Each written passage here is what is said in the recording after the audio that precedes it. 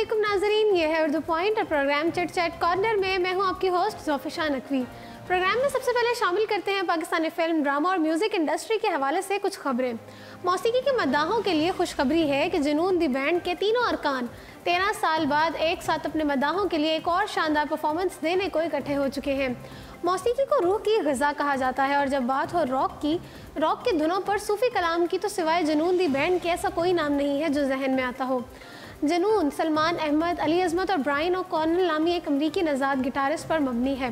आज से लगभग 25 साल कबल जुनून दी बैंड के क़याम अमल में आया था और अपने मखसूस सूफ़ी रॉक स्टाइल के सबब ये बैंड देखते ही देखते बरे सग़ीर के करोड़ों दिलों की धड़कन बन गया था। 20 साल कबल उन्होंने अपना शोहरे आफाक एल्बम आज़ादी पेश किया था, जिसके बाद जुनून वाकई मौसीकी के मद्दाहों का जुनून बन गया था।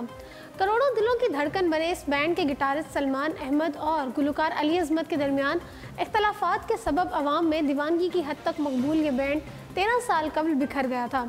इसके बाद मौसीकी के शायकीन सूफ़ी रॉक म्यूज़िक सुनने को तरस ही गए थे। नाज़रीन, गुज़श्ता साल बैंड के गिटारिस्ट सलमान अहमद ने इशारे देना शुरू किए थे कि वो एक बार फिर बैंड को यकजा करने के लिए कोशां हैं। गुज़श्ता बरस कोक स्टूडियो ने इस बैंड के सबसे मकबूल गाने सयोनी को अपने सीज़न के लिए रिकॉर्ड किया, तो इसमें सलमान अहमद तो गिटार बजाते दिखाई देते रहे, ताहम अली अज़मत की जगह राहत फ़तेह अली खान और अली नूर इस मशहूर ज़माना गाने को गा रहे थे। इस वीडियो के रिलीज़ होते ही सोशल मीडिया पर गोया एक कोहराम मच गया। हर किसी ने जुनून बैंड की माजी की वीडियो शेयर करके मुतालबा किया कि ये गाना सिर्फ अली अज़मत और सलमान अहमद के लिए ही बना है। बैंड की इस मकबूलियत और अवामी इसरार को मद्देनज़र रखते हुए अली अज़मत, सलमान अहमद और ब्रायन एक बार फिर अपने आपस के इख्तलाफात भुलाकर यकजा हुए हैं और बहुत जल्द ये बैंड करोड़ों दिलों को एक बार फिर अपने मखसूस अंदाज में गरमाएगा। पाकिस्तान के म्यूज़िक शायकीन पुरुमीद हैं कि एक बार फिर उन्हें वो जुनून देखने को मिलेगा जो कभी उनकी दीवानगी का मरकज़ हुआ करता था। नाज़रीन, मारूफ अदाकार फ़हद मुस्तफ़ा और महविश हयात की मकबूल तरीन फिल्म एक्टर एंड लॉ की मुंबई में स्क्रीनिंग की जाएगी। पाकिस्तानी हिदायतकार नबील कुरैशी और फिल्म साज फ़िज़ा अली मिर्ज़ा की तंज़ो मज़ा और रोमांस से भरपूर फिल्म एक्टर एंड लॉ में मारूफ अदाकार फ़हद मुस्तफ़ा और महविश हयात समेत भारत के अनजहानी अदाकार ओम पुरी ने भी अदाकारी के जौहर दिखाए थे। फिल्म को न सिर्फ फिल्मी नाक़दीन की जानिब से मस्बत रद्द-ए-अमल मिला, बल्कि अवाम में भी खूब पज़ीराई मिली। फिल्म एक्टर एंड लॉ को न सिर्फ मुल्की सतह पर बल्कि आलमी सतह पर भी बेहद मस्बत रद्द-ए-अमल मिला। दुबई के सिनेमा घरों में भी ये फिल्म तहलका मचाने में कामयाब रही और अब मुंबई में भी इस फिल्म की स्क्रीनिंग का फैसला किया गया है। भारतीय मीडिया रिपोर्ट्स के मुताबिक मारूफ लेजेंडरी अदाकार ओम पुरी को खराज तहसीन पेश करने के लिए उनकी ज़िंदगी की आखिरी film actor and law Mumbai के हरी किशन इंस्टीट्यूट में 10 अगस्त को दिखाई जाएगी, जबकि गुज़श्ता साल राजस्थान में भी फिल्म फेस्टिवल के दौरान एक्टर एंड लॉ का प्रीमियर रखा गया था। फिल्म की प्रोड्यूसर फ़िज़ा अली मिर्ज़ा का ओम पुरी के हवाले से कहना था कि फिल्म एक्टर एंड लॉ से में अनजहानी अदाकार ने एक पैसे भी काम के वसूल नहीं किए, क्योंकि उन्हें फ़िल्म का स्क्रिप्ट बहुत पसंद आया था और वो पाक भारत दोस्ती के लिए काफ़ी संजीदा थे और इसी वजह से उन्होंने फिल्म दोस्ताना की बुनियाद पर रखी। नाज़रीन, वाज़ेह रहे कि 16वें लक्स स्टाइल अवार्ड्स की तकरीब का मेला भी 10 करोड़ रुपए के बजट से बनने वाली फिल्म एक्टर एंड लॉ के नाम रहा, जिसने बेहतरीन फिल्म, हिदायतकार और अदाकार का अवार्ड अपने नाम किया था। लेजेंडरी फोक गुलकार आरिफ लोहार और गुलकारा हुमैरा अरशद का कहना है कि आज़ादी का जश्न ज़रूर मनाएं, मगर मुल्की मुफाद में डैम बनने की ज़रूरत पर जोर दें। आरिफ लोहार ने जश्न आज़ादी का नया गाना भी तैयार कर लिया, जबकि एक गाना उन्होंने ISPR के लिए ख़ास तौर पर बनाया है। आरिफ लोहार ने कहा कि हम अपने घरों को झंडे और झंडियाँ लगाकर सजाते हैं, मगर सब्ज़ और सफ़ेद लिबास में मलबूस करना हुब्बुल वतनी की निशानी नहीं है, बल्कि असल मुहिब्बुल वतन की मोहब्बत की निशानी ये है कि वो पानी के आने वाले बहरान का ख़तरा देखकर डैम बनाने के लिए फ़ंड्स दें।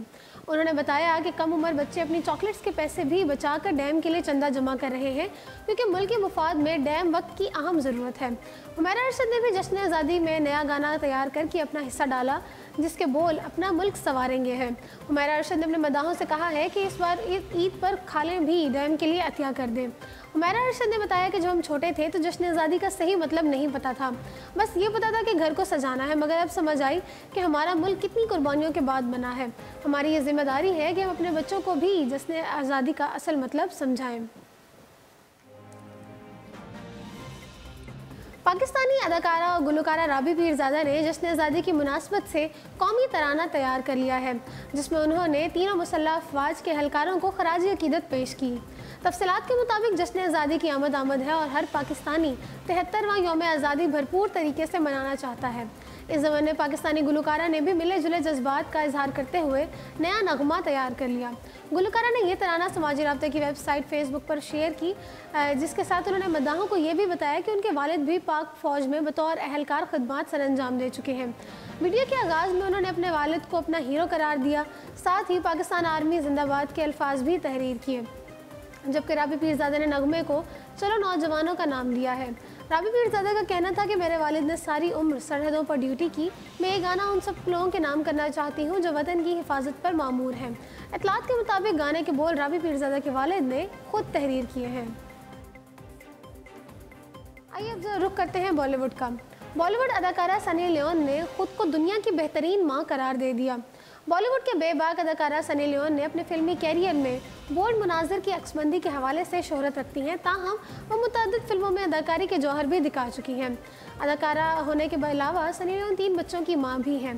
हाल ही में दिए गए एक इंटरव्यू में सनी लियोन ने खुद को दुनिया की बेहतरीन माँ करार देते हुए कहा है कि मेरी ख्वाहिश है मेरे तीनों बच्चे बड़े होकर मेरे और अपने वालिद की तरह मेहनती बने। सनी ने कहा कि मैं अपने बच्चों को और अपने काम को बैक वक्त बहुत अच्छी तरह संभाल सकती हूँ। यही वजह है कि मैं दुनिया की बेहतरीन माँ हूँ। मुझे अपने काम से बहुत मोहब्बत है और मैं चाहती हूँ कि मेरे बच्चे भी बड़े होकर मेरे और अपने वालिद की तरह बने। मैं और डैनियल अपने काम को इस तरह से तरतीब देते हैं कि हमारे बच्चों को बिल्कुल भी अकेलेपन का एहसास नहीं होता। नाज़रीन, वाज़ेह है कि सनी लियोन और उनके शौहर डैनियल वेबर ने गुज़श्ता वर्ष जुलाई में एक यतीम बच्ची को गोद लिया था, जिसका नाम निशा कौर वेबर रखा था। निशा को गोद लेने के तकरीबन 3 माह बाद सनी के यहाँ जुड़ा बच्चों की पैदाइश हुई थी और यूँ वो 3 माह के अंदर 3 बच्चों की वालदा बन गई। नाज़रीन, बॉलीवुड अदाकारा अनुष्का शर्मा को भारतीय क्रिकेट टीम के साथ तस्वीर खिंचवाने पर तनकीद का निशाना बनाया जा रहा है। भारतीय कप्तान विराट कोहली की अहलिया अदाकारा अनुष्का शर्मा न सिर्फ अपने शौहर को सपोर्ट करती हैं, बल्कि टीम के बैरून मुल्क दौरों में भी क्रिकेट मैच के दौरान स्टेडियम में भी मौजूद होती हैं और विराट कोहली का हौसला अफजाई बढ़ाती हैं। विराट कोहली को सपोर्ट करने और हर कदम पर उनका साथ देने के लिए मीडिया पर उन्हें बेहद सराहा जाता है। ताहम इस बार अनुष्का बड़ी मुश्किल में फंस गई हैं। मीडिया रिपोर्ट्स के मुताबिक विराट कोहली और अनुष्का इन दोनों भारतीय क्रिकेट टीम के हमरा लंदन में मौजूद हैं, जहां अनुष्का शर्मा के भारतीय क्रिकेट टीम के साथ तस्वीर खिंचवाने पर तनाज़ा खड़ा हो गया है। नाज़रीन, ये तस्वीर दरअसल लंदन में भारतीय हाई कमीशन में ली गई है, जिसमें पूरी भारतीय क्रिकेट टीम नजर आ रही है और दरमियान में सबसे आगे अनुष्का शर्मा भी खड़ी हैं। ताहम सोशल मीडिया पर इस तस्वीर पर शदीद तनकीद की जा रही है। सोशल मीडिया सार्फिन ने भारतीय क्रिकेट टीम की ऑफिशियल तस्वीर में अनुष्का शर्मा की मौजूदगी पर एतराज़ उठाते हुए कहा है कि टीम का नायब कप्तान सबसे पीछे खड़ा है, जबकि भारतीय क्रिकेट टीम की खातून अव्वल सबसे आगे खड़ी हैं और अब कुछ दिनों बाद वो लोग इस हवाले से लेक्चर देती हुई भी नजर आएंगी। और एक और सारिफ ने लिखा कि भारतीय क्रिकेट बोर्ड किस तरह किसी की बीवी और भारतीय क्रिकेट टीम के साथ ऑफिशियल विजिट पर जाने की इजाज़त दे सकता है। एक और सारिफ ने तंज करते हुए कहा कि अनुष्का शर्मा को भारतीय क्रिकेट टीम के साथ देखकर बड़ी खुशी हुई है। लगता है क्या अनुष्का इंग्लैंड के खिलाफ अगला टेस्ट मैच खेलने वाली है। नाज़रीन, कौन एक अच्छी और बड़ी कास्ट के साथ बनाई जाने वाली फिल्म नहीं देखना चाहता। बॉलीवुड प्रोड्यूसर, डायरेक्टर और अदाकार करण जौहर ने अपनी हिदायत में बनने वाली नई फिल्म का ऐलान कर दिया, जिसका टाइटल तख्त रखा गया है। याद रहे कि करण जौहर ने आखिरी मरतबा 2016 की फिल्म ए दिल है मुश्किल की हिदायत दी थी।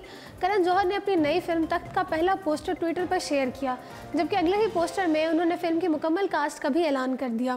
तख्त में रणवीर सिंह, करीना कपूर खान, आलिया भट्ट, विकी कौशल, भूमि पटनेकर, जानवी कपूर और अनिल कपूर अहम किरदार अदा करेंगे। पोस्टर के साथ ये भी बताया गया है कि जंग और प्यार पर मबनी ये फिल्म साल 2020 में सामने आएगी। याद रहे कि धर्मा प्रोडक्शंस में बनने वाली दूसरी फिल्म है जिसमें रणवीर सिंह काम करेंगे, जबकि रणवीर और करीना की एक साथ पहली फिल्म होगी। रणवीर सिंह इस फिल्म में मरकजी किरदार अदा करेंगे, जबकि करीना कपूर उनकी बहन बनेंगी और आलिया भट्ट रणवीर के साथी के तौर पर नजर आएंगी। ख्याल रहे कि करण जौहर इतनी ही बड़ी कास्ट के साथ एक और फिल्म कलंक बना रहे हैं, जिसमें वरुण धवन, आलिया भट्ट, संजय दत्त, आदित्य रॉय कपूर, सोनाक्षी सिन्हा और माधुरी दीक्षित काम करती नजर आएंगी। फिल्म कलंक 2019 में रिलीज होगी। आइए अब रुख करते हैं बैनुल-अक़वामी खबरों का। न्यूजीलैंड में मुनक़दा सालाना मुकाबला हुस्न में 27 साला हसीना एशले कर्ड ने मिस यूनिवर्स न्यूजीलैंड 2018 का ताज अपने सर पर सजा लिया। एस्ले का ताल्लुक न्यूजीलैंड से ही है और वो दिसंबर में बैंकॉक में होने वाली मरकज़ी मिस यूनिवर्स मुकाबले में न्यूजीलैंड की नुमाइंदगी करेंगी। मिस यूनिवर्स न्यूजीलैंड 2018 में मलेशिया से ताल्लुक़ रखने वाली मुस्लिम खातून नूर शम्स ने भी हिस्सा लिया था और वो इस मुकाबले में उन्होंने 5वीं पोजीशन हासिल की। नाज़रीन, नूर शम्स ने आलमी मुकाबले हुस्न में हिजाब पहनकर शिरकत की थी और यूँ वो मिस यूनिवर्स मुकाबले में हिजाब पहनकर शिरकत करने वाली पहली खातून बन गई थी। 5वीं पोजीशन हासिल करने के बाद मीडिया से गुफ्तगू करते हुए नूर शम्स ने कहा कि मैं इस मुकाबले में शिरकत करके बहुत खुश हूँ। ये तजुर्बा मेरे लिए काफ़ी खुश आइंद रहा है। तो जी नाज़रीन, इसी के साथ प्रोग्राम पहुँचता है अपने अख्ताम को। मुझे दीजिए इजाज़त और देखते रहिए उर्दू पॉइंट।